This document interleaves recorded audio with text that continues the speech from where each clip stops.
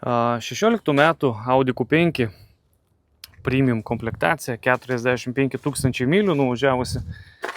Atgavusi yra iš šono, tai matot ir bamperis, ir sparnas, ir lempa yra pažeista.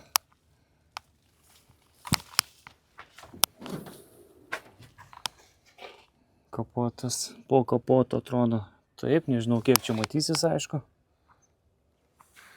Parsiduoda ant draudimo įmonės, spalio 13 aukcionas. Parduoda draudimo kompanija, 3250 dabar yra už ją pastatyta. Yra panorama, liuko bagažinė. Salonas matot toksai rudas, su rudu, šviesiai rudu. Jį kūrėsi ir važiuoja. Salono kokybė ir būklė yra nebloga tikrai. Kaip visą laiką reikia tik tai cheminio valymo. Liukas sveikas, bet liuko medžiaga yra pakritusi.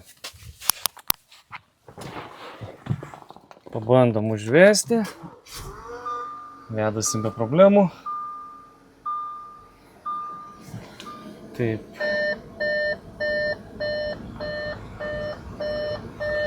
Ilgai nekankinkim. Šildomos sėdynės. Viskas vedasi.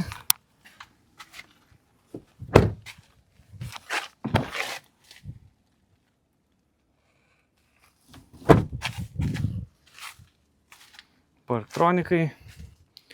2 litrai quattro. Bagažinė kažkodėl tai neatsidaro.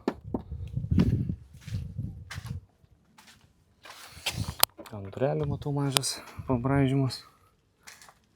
Sparnas, nu vat, priekinis mušimas.